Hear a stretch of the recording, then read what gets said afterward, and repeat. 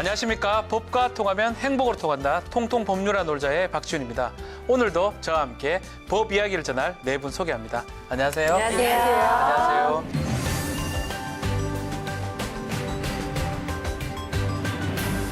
자, 여러분 그 인형 뽑기 해봤습니까? 얼마 전에 아이들하고 놀이공원에 갔다가 야, 인형 뽑기 예전에 참 실력이 참 뛰어났었는데 참 쉽지 않더라고요. 이번에 해보니까. 네, 그 인형 뽑기가요 요새 다시 유행이래요. 그래서 그런지 저도 돌아다니면은 많이 그 뽑기 장면을 보긴 하는데 네. 저는 사실 한 번도 안 해봤고요. 저는 대신에 네 어렸을 때 그 문방구 앞에 그 종이를 이렇게 다 붙여놔요. 그 호치키스로 해서 그거를 맞아요. 딱 떼가지고 네. 열어보면은 꽝 써있는 주는 꽝. 네. 그런 건 좀 해본 기억이 있습니다. 자, 동갑이네 보니까. 동갑이에요 보니까. 종이 뽑기 이런 얘기는 하기가 쉽지가 않거든요. 80년대 아름다운 이건 국민학교 추억이에요. 시절입니다. 초등학교가 그렇죠. 아니고 국민학교 시절 때 했던 건데 임 배우서 나이가 딱 나오네요. 알고 싶지 않지만 알고 있는 추억이라는 게 좀 당황스러운데. 해봤죠? 네. 나이가 그거 말고 나옵니다. 나이가 왜 이렇게 나와요. 통에다가 종이를 딱딱한 종이를 두 번 접어요. 네. 그래서 이렇게 탁탁탁탁 한 다음에 촥 뽑는 거. 그래서 이렇게 배열하는 거 아십니까? 당연히 알죠. 당연히 알죠. 예. 그거 뽑아서 번호를 맞추면은 이렇게 설탕사탕 주는 거예요. 노란색. 네, 기억하시죠? 이렇게 칼 모양, 뭐 검 모양, 청명으로 뭐 모양, 그 다른 게 제일 맛있습니다. 잉어 이런 거 하면 제가 얼마 전에 그러고 하는 추억의 뽑기 하는 데가 있어서 가서 해봤는데요. 네. 완전 잭팟 터졌잖아요. 엄청나게 큰 한 이만 한 배 모양의 설탕사탕을 받은 적이 있습니다. 대박. 그걸 주시던 아주머니 표정이 영 씁쓸했던 게 참 기억이 나는데요. 하여튼 뭐 요즘에 그런 거는 저도 어디 그 유원지 같은 데 가서 재미삼아 한 거였고요. 네. 잘 안 보이고 박 변호사님 말씀하신 대로 인형 뽑기 어디 가나 많잖아요. 이게 많죠. 쇼핑몰 같은 데도 많아가지고요. 뭐 영화관이나 이런 데 가면은 아들이 꼭 한번 해달라고 그래요. 애들이 그거 정말 좋아하잖아요. 맞아요. 애들은 꼭 해달라고 해요. 네. 얼마 전에 전시회를 갔는데 전시회에 그걸 빛을 해뒀더라고요. 그래서 해봤어요. 네. 해봤는데 역시나 제 안 손은 되죠. 꽝손이어서 안 되더라고요. 근데 다이 함께 동행했던 이모가 금손입니다. 낚아채서 아들에게 인형을 선물했던 기억이 있습니다. 평화가 왔겠네요. 네. 저는 요즘에 뽑기라는 단어를 들으면 마음이 뭔가 착잡하면서 내가 과연 잘 뽑았을까? 뭐 남편 얘기하는 건 그건 아니죠? 아닙니다. 아니라고 생각합니다. 차 얘기예요, 차 얘기. 차 얘기입니까? 제 차가 BMW잖아요. 또 다들 아시다시피 BMW가 요새 아주 핫합니다, 굉장히. 그래서 사실은 뭐 동일 모델이라고 하더라도 어떤 차는 멀쩡하고 어떤 차는 또 화재가 나고 그래서 오죽하면 차를 살 때 잘 뽑아야 된다는 네. 말이 있어요. 그래서 저는 과연 잘 뽑았을까라는 걱정이. 저 역시 그 마음을 압니다. 그 차가 바로 저희 아내가 모는 모델입니다. 그 서비스 센터에서 뭐 안전진단 받으라고 연락 와서 지금 차를 못 본 지 한 꽤 2, 3주 되셨겠네요. 됐어요. 어디 가 있는지도 모르겠어요. 그래서 워낙 이 지금 좀 센터에 차가 많다 보니까 대기가 언제 끝날 줄 모를 것 같아요. 네. 저희 가족 중에도 이 BMW 차량을 가지고 계신 분이 계신데요. 이 다행히 뭐 리콜 대상 차는 아니어서 네. 한편으로는 다행이다 했는데 제가 얼마 전에 뉴스를 보니까 저희 가족이 가지고 있는 그 차종 그 같은 모델이 네. 주차장에 주차돼 있는 상태에서 불이 났더라고요. 그래서 이야 이건 뭐냐. 네, 안전진단 받아야 될 대상 차도 아닌데 야. 그 불안감이 이루 말할 수가 없습니다. 네. 진짜 불안해요. 가끔씩 실내 주차장 아니고 이번 여름 진짜 더웠잖아요. 네. 그래서 정말 야외 주차장 가면 문을 조금씩 열어놓고 제가 이렇게 볼일을 보고 오고 그리고 일부 이제 제가 맛집이라 그래서 네. 가면 크게 BMW 주차 안 된다라고 맞아요. 하는 데도 있어서 굉장히 많이 신경을 쓰면서 다닙니다. 저희 아내 차가 BMW인데요. 옆에 BMW가 하면 불안해요. 우리가 BMW 타고 다니면서도 이 BMW에 옆에 리콜 대상 차량인데 우리는 니콜 대상 바로 큰 차량임에도 불구하고 옆에 오면 우리도 불안해요. 참 놀랍죠? 네. 정말 놀랍네요. 저 2년 전에 제 지인이 국산차를 타고 계셨는데 네. 그 국산차에서 갑자기 차를 운행하고 계시던 중에 가스 냄새가 나더래요. 오. 그래서 차량을 갓길에다 주차를 해놓고 잠시 이게 왜 냄새가 나지 하고 살펴보는 우와. 찰나에 차량이 금방 불이 붙어서 전소를 해버렸다는 거예요. 그래서 정말 뉴스도 타고 난리가 났었던 그런 사건이 어머. 있었는데 저는 그걸 보면서 정말 차량 화재가 남 일이 아니구나 이렇게 쉽게 날 수도 있구나 하고 굉장히 놀랐던 기억이 있어요. 근데 네. 그러면 요새는 뭐 하루 걸러서 나오지 않습니까? 차량이 전소되는 일이 우리 눈앞에서 뭐 그냥 비일비재하게 일어나고 맞아요. 있으니까요. 1일 1차 화재라 그러죠. 예. 그러니까 양 변호사님 말한 대로 주차장에 주차하기도 너무 불편하고 네. 또 이게 말한 대로 옆에 지나가면 옆 차량이 괜히 나 욕하는 것 같고 이래저래 너무 불편하니까 아예 안 타고 나간다 이런 분들 많고요. 사실 이게 너무 뜨거웠던 폭염 때문인 건지 기계 결함 때문인 건지 모르겠지만 이렇게 매일매일 이용하는 차량에서 불이 난다? 그것도 갑자기 이렇게 타버린다? 그러면 정말 말도 안 되는 상황이 계속되고 있는 것 같습니다. 네. 거기다가 화재가 발생하면 본인 운전자는 물론 다른 차량에까지 피해를 줄 수 있기 때문에 그냥 두고 볼 일은 아닌 것 같아요. 그렇습니다. 그래서 오늘은 정말 말도 많고 탈도 많은 자동차 관련된 얘기를 해보려고 합니다.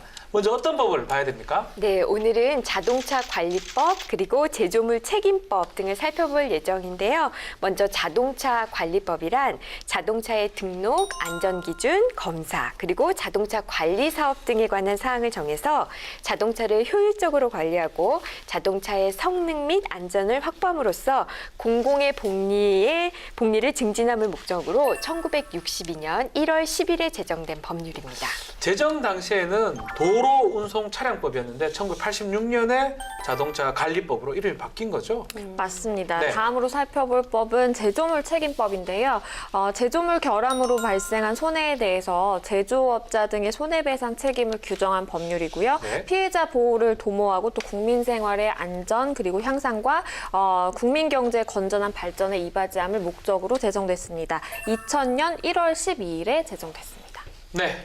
20대 국회 발의헌안 어떻게 됩니까? 네, 먼저 자동차 관리법을 보면요. 네. 현재까지 총 75건이 발의가 됐고요. 그중 27건 처리, 48건이 계류 중입니다. 오늘은 이 한국판 레몬법 이걸 비롯해서 처리된 법안 몇 가지를 소개해드리겠습니다. 네. 네, 다음으로 제조물 책임법은요. 현재까지 총 17건이 발의가 됐고요. 그중에 7건이 처리되고 10건이 계류 중에 있습니다. 우린 여기서 징벌적 손해배상 이것에 대해서 살펴볼까 합니다. 네. 본격적인 이야기를 해보겠습니다. 국내에 많은 수입차들이 있는데요. 그중에 이게 문제되던 지금 BMW 차량이 가장 많이 등록된 판매일이에요. 1위죠. 네, 1위는 뭐예요? 불나는데. 왜 그러세요? 그러니까요. 기분 나쁩니다. 네, 이렇게 기분이 나쁠 수밖에 없는 이유가 BMW 차량이 올해 들어서 화재가 일어난 건수가 적지 않습니다. 네. 많아요. 보니까요. 지난 1월에 첫 번째 화재가 발생한 이후로 8월까지, 지난달까지 무려 40여 대가 넘는 차량에서 화재가 발생했어요. 이거는 절대 적은 수치가 아니거든요. 그렇습니다. 이로 인해서 BMW 코리아가 지난달, 그러니까 8월부터 42개 차종 10만 6천여 대에 대한 리콜을 진행하고 있는데요. 문제는 이 리콜 대상 차량이 안전 점검을 받았는데도 그 안전 점검 통과한 것도 불이 났다는 거예요. 네. 실제로 지난달 20일에 중부 내륙 고속도로에서 불이 난 차는 사고 2주 전에 긴급 안전진단을 받은 것으로 나타났다고 합니다. 그 차가 벌써 세 번째죠. 긴급 안전진단 받고도 세 번째 불이 나고 또 가솔린은 괜찮다 했는데 가솔린도 불이 나고 네. 뭔가 문제예요, 진짜. 네, 그런데 이 BMW 측이 안전점검 받았는데도 불이 난 차에 대해서 한 해명이 있어요. 뭐죠? 우리가 많이 들어봤던 해명입니다. 서비스 센터 직원의 실수다. 차량 결함이라고 인정을 한 부분은 아니었고요. 네. 이 소비자 입장에서는 어쨌든 무슨 이유가 됐든 안전점검을 받았는데도 이런 일이 일어난다는 건 신뢰성에 의문이 제기될 수밖에 없는 상황인 것 같고 그렇다면은 과연 리콜 받았다고 해도 나 이 차 믿고 타도 될까라고 생각하는 사람 있지 않겠어요? 그렇죠. 맞아요. 근데 더 큰 문제는 사실 정확한 화재 원인이 발견되지 않았다라는 거예요. 그러니까 지금도 아직 원인을 제대로 파악을 하지를 못하고 있는데 실제로 최근 5년간 BMW 차량에서 발생한 화재의 32.8%가 원인 미상으로 나타나고 합니다. 그래서 특히 원인 미상 차량 화재 같은 경우에는 매년 증가하고 있으니까 운전자 입장에서는 계속 불안할 수밖에 없는 거죠. 결국 국토교통부에서 이 안전진단을 안 받은 BMW 차량에 대해서는 운행 정지 명령을 내렸는데요. 네, 받아봤습니다. 네, 안전진단 받아야 될 일단 차량만 10만 대가 넘고 그리고 또 수입차다 보니까 이제 부품 조달이라든지 그런데 시간이 걸릴 수밖에 없는 형편이고요. 뭐 최대 앞당겨서 뭐 연말까지는 뭐 리콜을 마무리하겠다 이런 게 BMW 사측의 입장인데 도로에서 일단 해당 차량 만나면 반갑지 않을 것 같습니다. 네.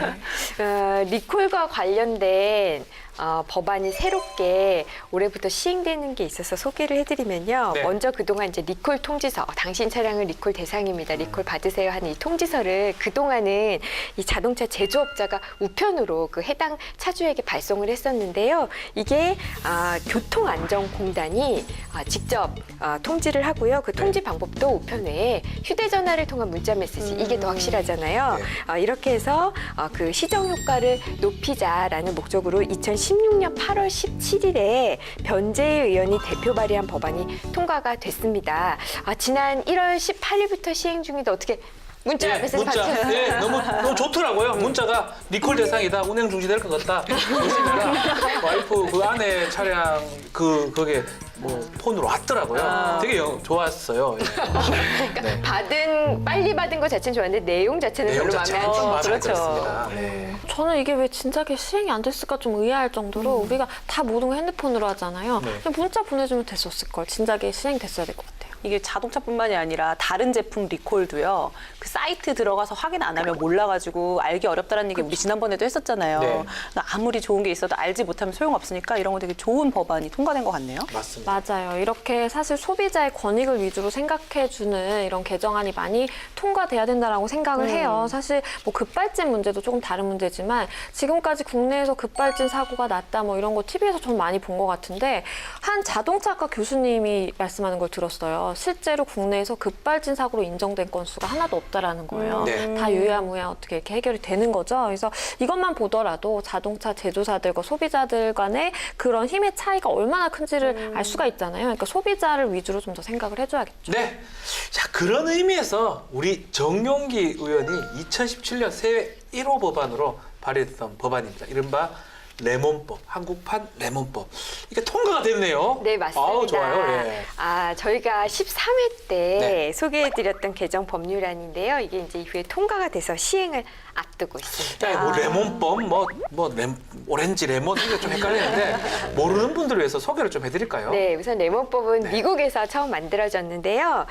달콤한 오렌지인 줄 알고 샀는데 먹어보니까 신 레몬인 거예요. 나 이거 레몬인 줄 몰랐어. 이거 오렌지로 바꿔줘. 내지는 이거 돈으로 환불해줘. 이렇게 요구할 수 있는 그런 내용이 담긴 법인데요. 네. 자동차도 마찬가지예요. 다 겉으로 보면 다 새차고 반짝반짝빛나고 그렇죠. 좋아 보이잖아요. 근데 막상 직접 이제 차를 받아서 내가 운전해 보면 하자가 불나고. 결함이 조금씩 불나고. 나타날 수 있거든요. 그래서 우리가 앞서 왜 아까 양 변호사님 뽑기 뽑기. 잘하는 얘기 했잖아요. 뽑기. 예, 네. 그것도 이제 여기서 유래됐다고 볼 수 있죠. 그러니까 한마디로 말하면 겉과 속이 다른 물건. 그러니까 레몬 겉으로 보면 좋아 보이잖아요. 그래서 레몬법인데 자동차의 어떤 불량품, 교환, 환불에 대해서도 관련된 법률이라고 생각이 듭니다. 한 분씩 말씀을 좀 드려야 될 것 같아요. 정용기, 심재철, 이현승, 권석창 의원이 발의한 법안 내년 1월 1일부터 시행이 됩니다. 그렇습니다. 네. 먼저 신차 구매 후에 1년 이내라는 이 조건이 있는데요. 중대하자 2회 또는 일반하자 3회가 발생을 했는데 수리 후에 개선이 되지 않거나 아니면 누적 수리 기간이 30일을 초과한다라고 한다면 이걸 신차로 교체하거나 아니면 내가 돈으로 환불받을 수 있다는 게 가장 핵심이고요. 개정안 통과 자체는 굉장히 이제 반가운데 그때도 사실 우리가 얘기했을 거예요. 그럼 중대한 하자가 과연 무엇이냐? 라고 하는 부분에 있어서는 실제로 아마 이제 사례들이 누적이 되면 어떤 판단할 수 있는 가이드라인이 좀 나오게 될 것 같고요. 중재를 거쳐서 실제로 교환 환불되는 사례가 과연 전체 분쟁 사례 중에 몇 %가 되는지도 우리가 좀 꾸준하게 추적을 해가지고 실제로 실효성이 있는지 그런 개정안인지를 좀 살펴봐야 될 것 같습니다. 네, 네. 그럴 것 같습니다. 근데 일단 많이 달라질 것 같다는 기대감은 들어요. 개정안을 보니까요, 이제 자동차 교환과 환불 요건, 그리고 또 환불 기준, 그리고 교환과 환불 중재 절차 같은 것들이 세부 사항으로 다 이렇게 기재가 돼 있더라고요. 네. 그동안 뭐 글로벌 호갱 코리아라는 오명이 있었지 않았습니까? 정말 뭐라고요? 이제서야 좀 수입차랑 국산차 제조사들이 좀 긴장하지 않을까 기대를 해보겠습니다. 그 기존에는 중대한 결함 이렇게 이야기를 하면요. 파워트레인, 엔진, 트랜스미션, 조향 장치 요 정도에서만 국한이 됐었거든요. 근데 이번 내본법에서 이 중대 하자에는요, 이거 외에도 연료 공급 장치라든지 아니면 주행에 관련된 각종 장치, 뭐 전기전자, 프레임, 샤시까지 이런 샤시요? 부분까지 굉장히 폭넓게 포함하고 있습니다. 범퍼도 되나요? 네, 알겠습니다. 네. 이 말씀하신 이 중대 결함에 대한 정의 말고 환불 규정도 달라졌는데요. 내년부터 레몬법으로 해당 피해자들이 이제 보호를 받게 되는 경우 계약 당시 지급한 총 판매 가격에서 이제 자기가 운행한 차량 주행 거리 이 사용 이익에 해당하는 금액을 제하고 환불을 네. 받을 수 있게 됩니다. 오. 또 이제 차를 구매하면서 발생한 취득세랄지 번호판 값 같은 기반 비용도 해당 제조사와 분쟁 없이 모두 청구해서 받을 수가 있게 됩니다. 단 이게 처음 시행됐던 미국의 레몬법과 좀 다른 점은 있어요. 미국의 레몬법 같은 경우는 수리 비용 또 법적 소송 비용까지 모두 제조사 부담으로 했는데 네. 우리나라의 경우에는 신차 등록세 등 세금 관련한 것에 대해서만 보상을 해준다고 하니까 이 부분은 미국하고 비교해서는 조금 아쉬운 부분입니다. 저는 그냥 이것만 묻고 싶어요. 우리 아내 차 보상받을 수 있습니까? BMW 불나면? 야, 이거만 알려주세요. 저 딴 거 궁금하지 않습니다. 사실 지금 우리 네. 진행자분 박지훈 앵커님의 부인이 타고 계시는 BMW는 타지도 못하고 있어요. 지금 들어가 있어요. 불이 난 경우, 불이 났다고 하더라도 레몬법 적용 받기 힘듭니다. 아. 왜냐하면 이 레몬법은 우선 내년부터 시행이 되고요. 네. 이제 소급 적용되지는 않아요. 않고. 그런 문제가 하나 있고요. 그러면 내년에 구입한 차가 만약에 화재가 나면 이거 레몬법 적용됩니까? 좋습니까? 뭐 소급 적용 아니니까 문제 없지 않나요? 싶지만 아까 교환이나 환불이 되는 조건 자체가 2회 이상, 3회 네. 이상 동일이잖아요. 두번 불나라고? 그러니까 불은 한 번 나면 전소돼서 끝이에요. 그러니까 그런 상황에서 이렇게 화재가 일어나는 상황에서 레몬법 적용은 좀 어려울 것 같고요. 만약에 그냥 화재가 났다라고 한다면은 차량 자체에 대해서는 뭐 민법이나 하자담보 책임 쪽으로 갈 것 같고 네. 그로 인해서 어떤 신체에 피해를 입었다라고 하면은 이제 제조물 책임법으로 이런 식으로 적용을 받을 것 같습니다. 네. 소비자들 입장에서는 참 반쪽 입법이다 이거 무슨 효과가 있겠느냐. 근데 또 제조사 입장에서는 블랙 컨슈머들 있지 않느냐, 막아야 되지 않느냐라고 하면서 여러 가지 얘기를 하고 있는데 그렇네요 좀. 네, 기업들이 뭐 블랙 컨슈머 우려하는 거는 이해가 됩니다만 네. 옷 같은 경우 우리가 뭐 교환하고 뭐 환불 잘 안 되더라도 사실 우리의 직접적인 뭐 생명과 연관이 있거나 안전이 위협하진 않거든요. 그런데 차량, 뭐 휴대전화 이런 기기들 같은 경우에는 또 안전에 위협을 가할 수 있기 때문에 사실 좀 적극적으로 교환 환불이 이루어져야 되는 거 아니냐 하는 생각이 들거든요. 심지어 자동차는 뭐 또 한두 푼 합니까? 정말 이걸 어떻게 뽑기를 잘해야 된다 이런 식으로 이게 인형입니까? 정말 말도 안 되는 거죠. 네. 진짜 이 네. 새로 찬 차량인데 새로 산 차인데 얼마 되지도 않아서 계속 같은 고장이 아. 반복됨으로 인해서 심적 고통을 갖고 계신 분 직접 못 보셨죠? 저본 적 저는 있어요. 우연히 본 적이 있는데 진짜 너무 속 터지시는 거예요. 지금 고장은 계속 반복되는데 그 회사를 찾아가면 판매업체 찾아가면 그냥 수리 얘기만 하지 절대 교환이나 환불을 뭐 상상조차 할 수 없는 일인 그렇죠. 거예요. 그러니까 정말 애만 터지죠. 물론 이런 레몬법이 생기기 전에도 소비자 분쟁 해결 기준에 보면 자동차의 경우 언제 환불해주고 언제 교환해줘야 되는지 그 권고 규정이 있어요. 네. 예를 들어 뭐 1년 안에 중대한 결함이 뭐 3회 이상 생긴 경우 뭐 이런 식으로 있거든요. 근데 이게 권고입니다. 권고. 그러니까 정말 중대한 결함이 3회 이상 생긴 거예요. 그래서 회사 찾아가서 여기 소비자 분쟁 해결 기준에 3회 이상이면은 환불이라고 돼 있는데 환불해 주십시오. 그러면 저희는 중대한 결함으로 생각하지 않는데요. 그렇죠. 라고 할 수도 있고요. 저희는 못 해줍니다. 싫은데요. 소송하세요. 네. 이럴 수도 있어요. 맞아요. 그러니까 실제로 이게 실제로 제대로 환불 교환 받으신 분 아마 주변에 없을 거의 거예요. 없죠. 거의 그래서 예전에 왜 그 기억나세요? 벤츠 차량. 앞에서 막 골프 치는 자기 맞아요. 차량 네. 얼마나 속이 터지면 또 최근에는 한 연예인이 모 수입업체에 가서 갑질했다라는 걸로만 좀 논란이 됐지만 네네. 오히려 여론은 얼마나 이 사람이 오죽했으면. 시달렸으면 이랬겠냐. 맞아요. 나는 오히려 그 사람이 심정을 알 것 같다. 이런 댓글들이 올라오고 있으니까요. 맞아요. 우리 미국 같은 경우에는 사실은 묻지도 따지지도 않고 환불 굉장히 자유롭게 해주잖아요. 심지어 교환 환불 요청 기간도 평균 30일에서 90일 사이, 길게는 1년까지 돼요. 그래서 저도 기억이 나는 게 미국에 있을 때 그냥 사는 거예요. 사고서는 뭐 한 번 썼더라고 하더라도 내가 썼는데 내가 원하는 만큼이 아니다. 그래도 환불을 해줬던 기억이 나요, 사실은. 그래서 우리나라와 차이가 사실 엄청 나고요. 한국판 레몬법이 일단 통과가 돼서 반갑지만 사실은 소비자 입장에서 더 강력한 제재가 추가되면 어떨까라는 생각도 들어요. 네, 우리 한국판 레몬법 내년 초부터 시행이 되는데요. 바로 어제까지 입법 예고, 동법, 시행령, 시행규칙 입법 예고가 종료가 됐습니다. 잘 좀 시행될 수 있도록 내년부터 되기를 좀 바라겠습니다. 자, 자동차 결함에 따른 보상 얘기를 하고 있는데요. BMW 차량 화재 사고 이외에 징벌적 손해배상 제도 이 얘기가 지금 많이 나오고 있어요. 네, 그렇습니다. 네.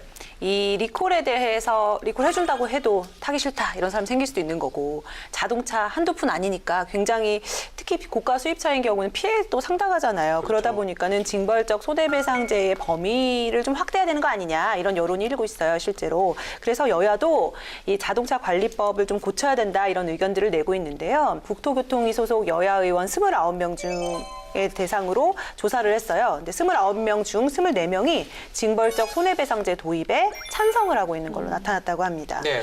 그동안 우리가 징벌적 손해배상제 하면은 익숙했던 사건들이 좀 있습니다. 뭐 가습기 살균제 사태랄지, 뭐 얼마 전에 있었던 이 폭스바겐의 디젤 게이트 사태랄지 이런 거가 터질 때마다 맨날 말은 나와요. 그렇지만 입법화가 되기는 쉽지가 않았는데 이번 BMW 사태로 인해서 여야 의원들도 좀 한 목소리를 내고 있으니까 입법화 여부가 지금 굉장히 주목되고 있습니다. 근데 사실 우리나라에서 징벌적 손해배상이 전혀 없는 건 아니지 않나요? 네, 맞습니다. 네. 근데 이제 제조물 책임법에는 없었어요. 근데 이 아까 말씀하신 그 가습기 살균제 사태 이후에 제조물이나 서비스 결함으로 인해서 생명이나 신체에 대한 중대한 손해를 끼친 경우에는 실제 손해액이 그 피해액의 3배까지 그러니까 징벌적 손해배상을 할 수 있도록 규정이 만들어졌습니다.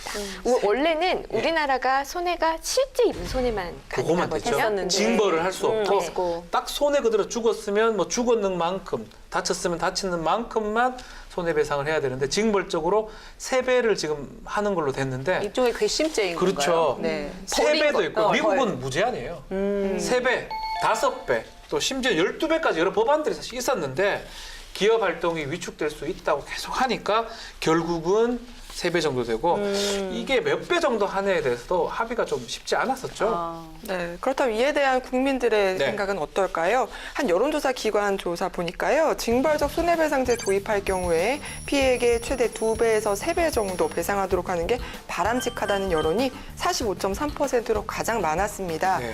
그렇지만 최소 10배 이상 보상을 해야 된다. 배상해야 한다는 의견 합계도 응답자의 4명 중 1명, 27.2%로 나타났습니다.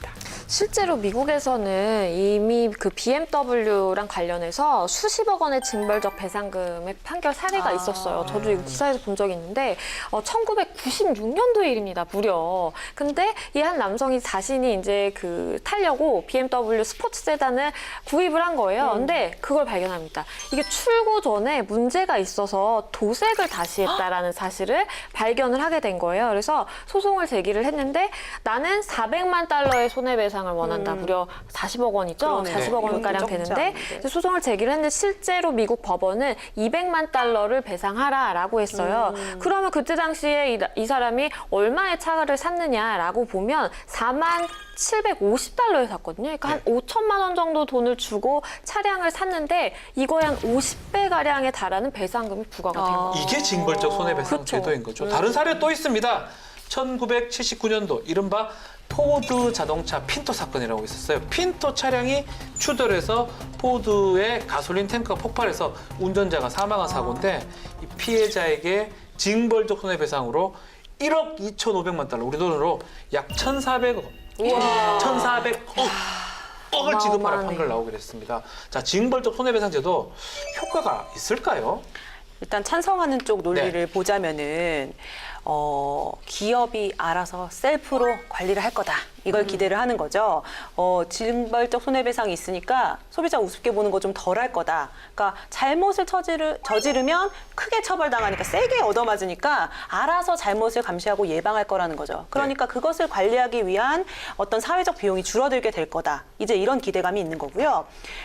그랬기 때문에 스타트업 기업 같은 경우 이걸 굉장히 찬성한대요. 새롭게 시작한 신생 그렇죠. 기업들요. 왜냐하면 출발선이 비슷해질 수 있기 때문에 많이 기대하는 바가 있다고 하고요. 물론 가장 큰 효과는 기업이 피해를 일으키는 어떤 책임을 져야 하는 일이 일어났을 때 아예 그 일이 발생하지 않도록 원천적으로 책임감 있게 행동할 수 있게 사회적 되겠죠. 책임이다. 네. 이에 반대되는 이제 목소리를 좀 소개해드리면요. 첫 번째 이유는 아니 나 잘못은 한 번 했는데 왜 벌은 두 번 줘? 이겁니다. 그럴 수 있겠네요. 네, 이게 징벌적 손해배상, 그러니까 징벌이라는 거는 결국 어떤 처벌의 개념이잖아요. 네. 이미 형사로 처벌한 문제를 왜 민사에서 또 한 번 처벌하느냐, 이중 처벌이다 이런 목소리인데요. 이런 이유로 유럽, 독일이나 프랑스 같은 유럽 국가에서는 징벌적 손해배상 제도를 도입하고 있지 않다고 합니다. 네. 또 다른 이유로 드는 거는 소송이 너무 많아질 것이다.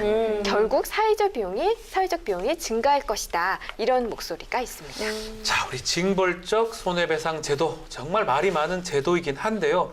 우리는 어떻게 생각하고 있는지 발의된 법안과 함께 살펴보도록 하겠습니다. 네, 그래서 법안을 먼저 소개를 해드릴게요. 신창현 의원은 자동차관리법과 제조물책임법 모두 발의했는데요. 먼저 현재 이렇게 늑장 리콜이 발생하고 있는 원인은 현행법상 리콜 시행에 대한 명확하고 객관적인 규정이 마련되어 있지 않기 때문이다라는 이유로 이 자동차관리법에서도 사실상 그 동일 연도, 동일 차종, 동일 부품의 결함 건수나 결함 비율이 일정하게 그 대통령령으로 정하는 기준을 초과하는 경우에는 자동적으로 리콜을 실시하도록 하자라는 내용이 주된 내용이고요. 그렇게 해서 국민의 안전과 재산을 보호하자라는 것으로 지난 8월 13일에 대표 발의했고요. 네. 그리고 제조물의 결함을 알 수 있었던 상황이었음에도 불구하고 이 필요한 조치를 취하지 않은 그런 경우에도 징벌적 손해배상 책임을 지도록 하고 그 한도를 현행 3배잖아요. 이걸 5배로 상향해서 재산상 피해도 배상 책임에 포함하자라는 내용입니다. 이게 같은 날에 발의가 됐어요. 제조물 책임법 개정안도 발의했습니다. 네, 제조물 책임법, 이 자동차 관리법의 개정안 저는 적극 찬성입니다. 특히 저희 아내 차요. 2016년에 이거 뭐 EGR인지 그 밸브 제작 잘못된 거를 알았다면 사실은 이게 좀 미리 BMW에서 알수 알았을 가능성이 그럼요. 높거든요. 네. 그럼에도 불구하고 손해 날까봐 숨기기도 한 건데 만약에 강력하게 처벌한다 그러면 알게 되면 바로 그럼요. 리콜해주고 했지 않을까 생각도 들어요. 적절한 규제가 없었기 때문에 사실 우리가 비밀에 준 게 아닌가 그런 생각이 안 들 수가 없거든요. 이렇게 되면 기업이 빠져나갈 구멍이 없게 되는 거니까 소비자 입장에선 좀 구제되는 대상도 확대가 되고 그러니까 좀 좋아지지 않을까 하는 기대감은 있습니다. 네. 속히 통과가 됐으면 좋겠어요. 통과. 근데 네. 지금 현행 그 제조물 책임법의 그 징벌적 손해배상 제가 앞서 소개해드린 거 잘 들어보시면 이게 신체 생명 피해의 맞아요. 경우거든요. 네. 근데 이번 BMW 이 화재는 사람은 다치신 분이 다행히 없어요. 없어요. 차만 완전 전소됐거든요. 이 경우에는 사람의 생명이나 신체가 다친 경우가 아니기 때문에 징벌적 손해배상을 안 합니다. 그러니까 이 재산적 피해에 대해서도 징벌적 손해배상을 좀 해야 되는 거 아니냐, 제조물 책임법을 적용해야 되는 거 아니냐 이런 좀 아쉬운 목소리가 있어요. 네. 그렇기 때문에 일각에서는 신체, 생명도 마찬가지지만 재산상 손해도 좀 확대하자라는 얘기가 나오고 있고요. 특히 제품의 결함 이런 것들을 입증하는 게 소비자가 입증하기 어렵습니다. 오히려 제조사나 회사한테 입증 책임을 부담시키자. 이런 법안이 지금 발의된 그런 상황이죠. 맞습니다. 이게 민법과 민사소송법에 대한 특례로서 고의나 아니면 중대한 과실로 타인에게 손해를 가한 자에 대해서 징벌적 배상 책임을 그중에서도 이 타인의 생명이나 아니면 신체에 대한 손해를 가한 자에 대해서 이 상한없는 징벌적 배상 책임을 인정하자라는 내용이고요. 불법행위 전반에 걸쳐서 동종 또는 유사한 불법행위의 재발을 막고자 하는 목적으로 이 징벌적 배상에 관한 법률안을 제정하자라고 박주민 의원이 대표 발의했는데요. 작년 3월 21일에 발의를 했습니다. 네. 또 많은 의원들이 이런 비슷한 법안을 내고 있습니다. 박영선 의원이라든지 금태섭 의원도 비슷한 법안을 지금 발의했고요. 징벌적 배상 법안이 만약에 만들어진다 그러면 이번 사건 BMW처럼 이게 큰 일을 발생하고 움직이는 게 아니고 미리 조치를 취하지 않을까 이렇게 생각이 듭니다. 네, 제가 아까 잠깐 말씀드렸지만 진짜 글로벌 호갱코리아라는 운명. 뭐라고 해? 글로벌 호갱코리아. 너무 그게 슬픕니다. 호갱입니까? 네, 해외 기업이 우리 기업을, 그러니까 한국 고객들을 이제 호갱으로 본다는 말이 있잖아요. 근데 사실 한국 기업이 저희 소비자, 우리 소비자를 보는 것도 똑같거든요. 그러니까 한국 소비자만 계속 피해를 입게 되는 것 같아요. 엄격하게 좀 법을 제정을 해서 일괄적으로 좀 모든 분야에 이런 징벌적 손해배상자가 도입이 돼야 할 것 같고요. 네. 뭐 기업의 사회적 책무를 부과하는 측면에서도 굉장히 좋다고 생각이 듭니다. 이거 글로벌 호갱 코리아는 안 됩니다. 그러니까 소비자들이 각성을 하고 이제 좀 제대로 판단해야 합니다. 이런 구호로는 안 됩니다, 진짜. 그렇죠. 정부랑 국회가 나설 때입니다. 네. 네.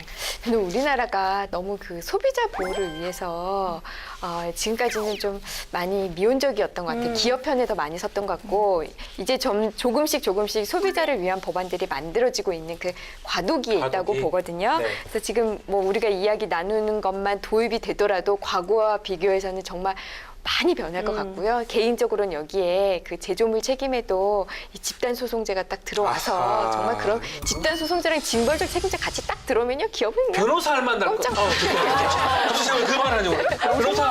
변호사 할 만날 것 같아요. 획기적이 나오셨네요. 정말 소비자 보호에 획기적인 그 말을 제가 그런 계기가 했는지. 될 것 네. 같습니다. 그러니까 저도 사실은 우리가 늘 하는 게 이런 사건이 발생하면 그때만 막 이런 게 나오잖아요. 네. 법안도 막 나오는데 그러고 나서 또 지나면 다 잊혀지잖아요. 네. 그러니까 이번 기회를 사실을 계기로 이렇게 뭐 입법적인 문제를 어서 빨리 해결해야만 박지훈 변호사님도 마음이 편하실 거라고 믿습니다. 네. 그 앞에서도 임박을 변호사님께서 잠깐 얘기하셨는데 대한변협에서도 이거 도입 촉구하는 의견을 낸 적이 있잖아요. 그리고 기업들이 기업하기 좋은 나라 좀 만들어달라 이렇게 얘기를 하는데요. 그럼 반대로 소비자 입장에서 좀 소비자가 안전하고 편안하게 살 수 있는 나라 만들어달라 이렇게 말할 수도 있는 거 아닙니까?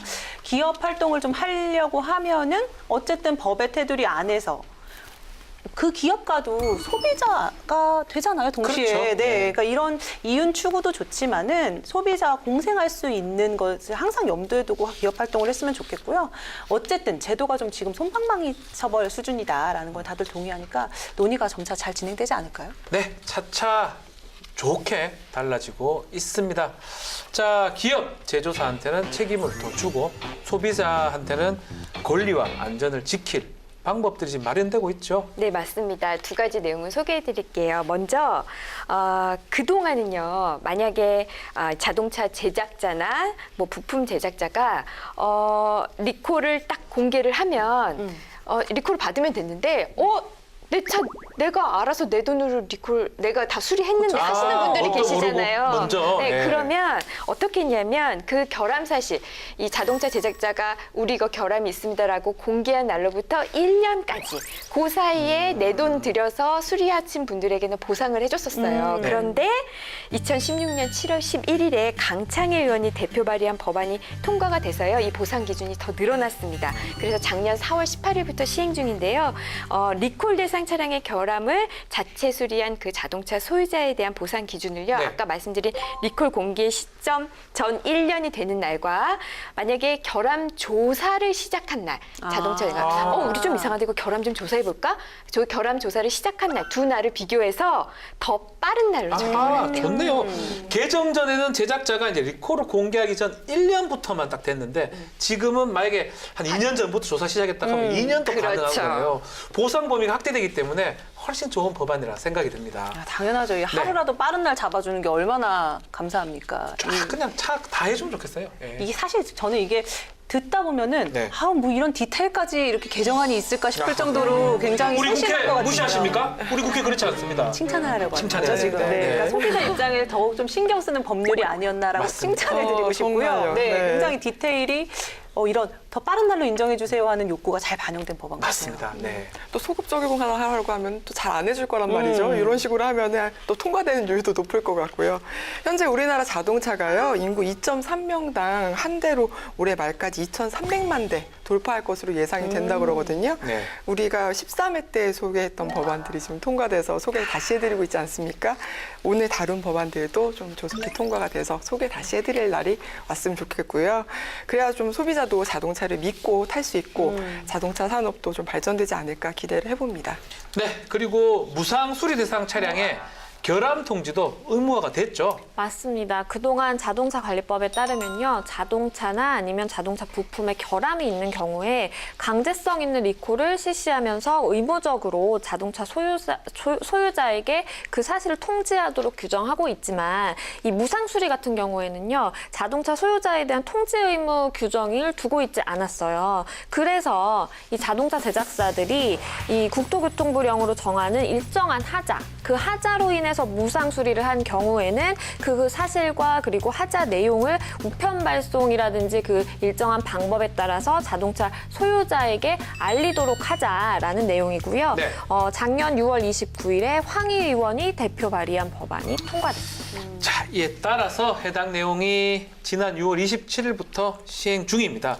뭐든 간 차량 중에 뭐 리콜이라든지 문제가 있다 그러면 법적 통지를 의무화하는 게 바람직하다고 생각이 듭니다. 당연하죠. 기존의 이 자동차 제작자들이 요 리콜을 피하기 위해서 무상 수리로 많이 했거든요. 네. 무상 수리는 알리지 않아도 되니까. 그러니까요. 그리고 나 무상 수리 해줘 하는 사람한테만 해주면 돼요.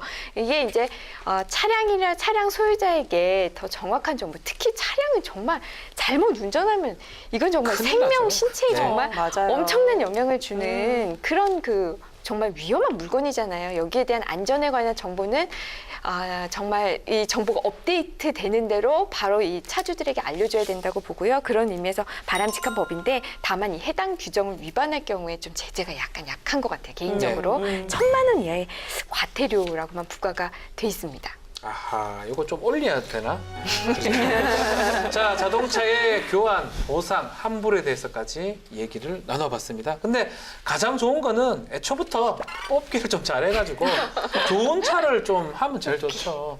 지금 저희 아내 차가 지금 없어서 아이들 때문에 통학도 있고 이래서 차가 지금 없으면 안 되는 상황이라서 국산차를 샀습니다. 또 걱정스러워 잘 뽑았는지 못 뽑았는지 걱정이 계속 저는 됩니다. 저희 남편이 엄청나게 꼼꼼한 성격이에요. 네. 저희가 얼마 전에 이제 신차를 계약을 했는데 그 신차를 계약하기까지 거의 한 1년 반이 걸린 것 같아요. 1년 반 동안 저희 남편은 공부를 했어요. 분석하시는 거예요? 네, 모든 차량을 다 분석해요, 정말. 아, 유튜브도 다 보고요. 1년 반을요? 네, 다 타봅니다. 본인이 다 타보고. 대단하시다. 그럼에도 불구하고 저는 마음에 안 놓여요. 그렇죠. 모르지 뭐 타보면 또 어떻게 해줘. 뽑기예요. 결국은 뽑기인데. 뽑기를 1년 반 동안 뽑기를 하느냐 제 그냥 생각에 저희 똑같아요. 남편이 뽑기라는 것까지 아직 공부를 못한 거죠. 내가 본 이 성능만 믿고 사면 그 성능 그대로 차량이 나온다고 순진하게 믿고 있는 건 아니에요. 뽑기입니다, 자동차는. 네. 저도 이제 약간 신차를 만약에 산다. 그럼 뭘 생각할까라고 생각했을 때 그냥 나는 환경오염하기 싫으니까 좀 전기차 사야겠다라는 수준만 생각했는데 네. 이런 일련의 사태를 보고 나면 그냥 안전한 차 사는 게 먼저구나. 내구성과 안전성을 제일 먼저 봐야 되겠구나라는 생각을 또 하게 되는데요. 그런데 소비자 입장에서 이 차가 안전한지 아닌지 아무리 유튜브 보고 공부를 한다고 해도 차량에서 말하는 안정성 기준만큼 믿기 어렵잖아요. 1년 반은 네. 해야 됩니다. 네. 맞아요. 그런데 그러니까는 이쯤 되면은 진짜 그야말로 뽑기 아닌가 뽑기 이런 아닌가. 생각을 또 다시 할 수밖에 없어지는 것 같아요. 그래서 이쯤에서 우리가 지금까지 산 자동차가 정말로 새 차인지 그리고 또 제조사가 광고하는 이 안전성 기준이 정말 믿을 수 있는 건지를 좀 살펴봐야 될 것 같은데요. 좋습니다. 먼저 내가 산 차가 녹차일 수도 있다는 거 들어보셨어요? 말장난치십니까?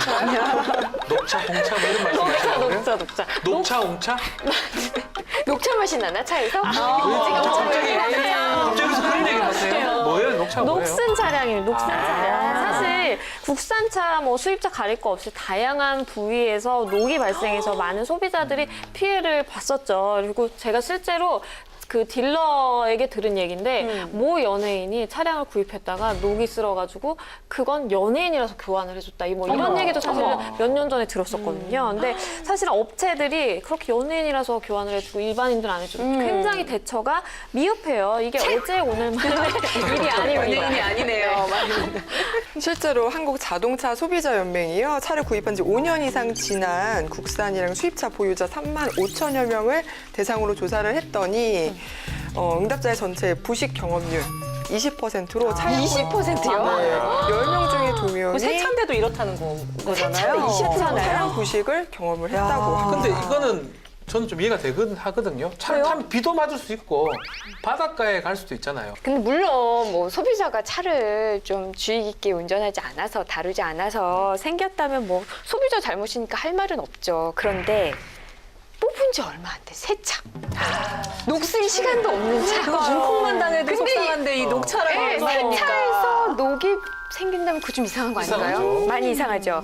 그게 바로 이 현행 법령의 좀 미흡한 규정 때문인데요. 지금 자동차 관리법에 따르면요, 우리나라는 이제 자기 인증 제도를 도입하고 있어요. 그래서 이 자동차 제조업자가 자동차를 내기 전에 자기 스스로 이게 안전 기준에 적합한지 인증을 하거든요. 스스로? 그래서 이 제작 시기에 대해서는 이 차량은 언제 제작됐습니다라고 표시를 하는데 제작 연도만 표시하도록 돼 있어요. 근데 제작 연도 1년이 12개월입니다. 그러네요. 근데 2017년 1월에 만든 차와 2017년 12월에 만든 차가 똑같이 2017년이라고 나와 그러네요. 있는 거예요. 그래서 때문에 일부 자동차 제작자 등은요, 수개월 전에 출고됐는데 그럼 좀 성능이 저하될 수 있거든요. 그거를 신차로 판매를 하고 있습니다. 특히 수입 자동차는요, 네.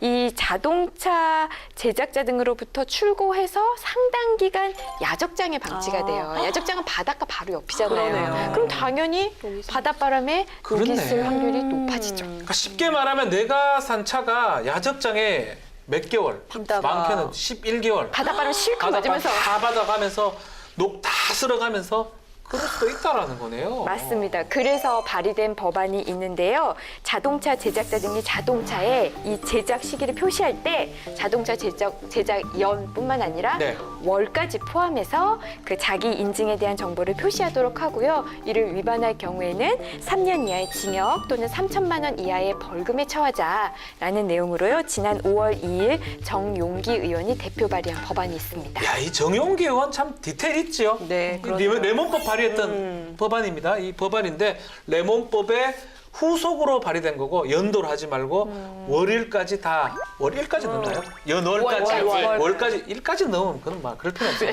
연월까지 넣기 때문에 아주 섬세하고 소비자 입장에서는 훨씬 좋은 법안이 아닌가 생각이 듭니다. 맞습니다. 그래서 아까 제가 소개해드린 대로 이거 2017년 1월 차고 지금 2017년 12월이라면 네. 이거 좀 깎아주세요라고 할수 있죠. 내고도 해볼 수 있어요. 이제는. 네, 장난치십니까? 12월인데요. 저는 전 새 차 받고 싶어요. 이렇게 할 수 있습니다. 네. 그 포인트는 그건 것 같아요. 사실은 기계가 완성되고 수개월 동안 작동하지 않고 그대로 나누는 것 자체만으로도 이게 문제가 생길 수가 있잖아요. 네. 근데 그거를 소비자가 알고 사느냐, 모르고 사느냐, 그거를 사실 핵심으로 봐야 될 것 같아요. 그렇죠. 네. 12월에 한 거는 좀 더, 그러니까 1월에 산 걸 12월에 산다. 그럼 좀 더 할인해 줄 수 있는 거 아닌가요? 할인해 그러니까 줄 판매 방식을 바꿔야지 이 표기하는 걸 문제 삼으면서는 안 될 것 같다는 생각이 들고요.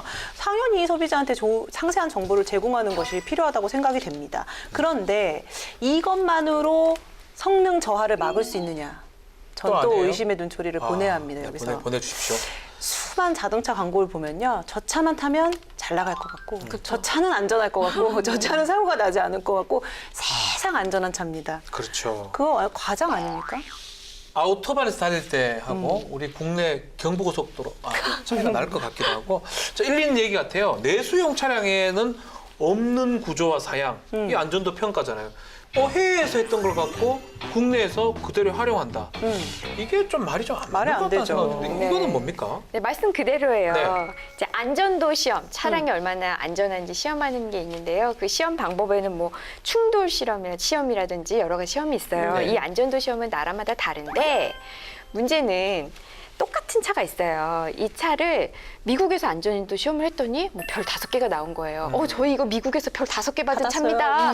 해서 광고하는 건 문제가 없습니다. 근데 문제는 미국에서 그 안전도 테스트를 받았던 차량하고 내가 나한테 이 차 사세요 하고 하는 이 차랑 다른 차인 거예요. 안에 구조가 달라요. 다르면 안 뭐 되죠. 안에 옵션이 달라요. 그런데도 이 결과를 가지고 광고를 하는 거는 이건 좀 이상하죠. 안 되네요. 일례로요, 2016년 출시된 쉐보레 말리부 같은 경우에는요, 에어백이 10개가 장착된 북미용 모델과는 달리 국내 동급 모델은 8개가 장착이 돼 있었대요. 이마저도 2세대 사양으로 이 북미용 4세대보다 2단계나 낮은 사양이었음에도 불구하고 세계 최대의 자동차 시장인 미국에서 가치를 인정받았다라고 광고를 했다고 합니다. 아니 이거 말이 안 되잖아요. 하나네. 미국에 가는 차량하고 외국에 가는 차량하고 국내에서 내수용으로 쓰는 차량하고 구조란 성능 자체 다른데 외국에서 받은 걸 갖고 왠지 그 차량을 받은 것처럼. 그러니까. 우리 국내 소비자는 그냥 내수용 타요. 그 다른 거 타는 이거 거. 말이 안 되는 것 같은데요. 그렇죠. 그래서 사실 발의된 법안이 있습니다. 네. 이 자동차의 안전도 평가 결과에 대해서 표시 광고를 하는 경우에 국내에서 판매되는 구조, 사양의 자동차로 실시한 안전도 평가 결과만을 표시 광고하게 하고 만약에 이걸 위반한다. 그러면 2년 이하의 징역 또는 500만 원 이하의 벌금에 처하는 내용이고요. 네. 2016년 6월 16일 변재일 의원이 대표 발의한 법안입니다. 아, 왜 이제 발의됐는지 이제 아시네요. 발의됐죠. 이거는 그냥 단순 허위 광고를 넘어서 이건 거의 사기 사기입니다, 아닙니까? 사기. 맞아요. 이게 너무 상식적인 얘기고요. 아무리 똑똑한 소비자라고 하더라도 깨알만한 글씨로 뭐 써 있는 걸 보기도 어려울 뿐만이 아니라 국내에서 파는 차량이랑 북미에서 안전도 시험을 한 차량은 사양이 다르니까 내가 이걸 감안해서 봐야지. 이렇게 하는 소비자가 어디 있습니까? 이건 정말 말한 대로 이제 사기라고 느낄 수도 있을 것 같아요. 인방을 위해서 남편만 있습니다. 아무도 안 보면 아무도 안 보면. 그러게요. 디테일에 강하신 분은 보실 수 있겠지만 대부분의 소비자는 어려울 것 같아요. 어렵죠. 팩트만 광고하는 건 당연히 기본이고 안전도 평가 항목에 대해서도 좀 꼼꼼하게 기준이 도입이 되길 바랍니다. 자, 오늘 뭐 BMW 화재부터 시작해서 자동차에 뭐 징벌적 손해배상이라든지 여러 가지 얘기를 나눠봤는데요. 어땠어요? 양진님에서 좀 속이 좀 풀렸습니까? 속이 좀 풀리긴 하는데요. 네. 우리가 얘기했던 거를 우리가 지금 몇 회죠? 우리가 한 100 몇십 회 네. 때 다 통과가 됐다라고 얘기를 했으면 좋겠어요. 맞아요. 우리 이 프로가 끝나지는 않겠지만 많이 지났을 때 모든 게 통과됐으면 좋겠어요. 특히 우리가 얘기했던 이런 뭐 레몬법이라든지 이게 통과됐잖아요. 그쵸. 징벌적 손해배상 우리가 원하는 대로 좀 우리가 원하는 거 국민들이 원하는 대로 국회가 원하는 대로 좀 통과가 됐으면 좋겠고 저는 이 자동차 화재 사고 우리 아내 그 BMW 때문에 기분이 안 좋았는데 얘기하면서 뭔가 국회에서 해결책을 낼 수 있다는 생각에 그래도 조금 마음이 놓이네요. 아우, 네. 자, 그럼 마무리를 하도록 하겠습니다. 이번 사태를 두고 국회에서 여러 차례 공청회하고 토론회를 진행을 하고 있습니다. 국민의 불만을 덜고 소비자들의 권익을 실질적으로 보호할 수 있는 그런 대안이 마련되기를 바라겠습니다. 그럼 다음에도 행복으로 통하는 법약을 가지고 돌아오겠습니다. 감사합니다. We're flying up no ceiling when we in our zone. I got that sunshine in my pocket, got that good soul in my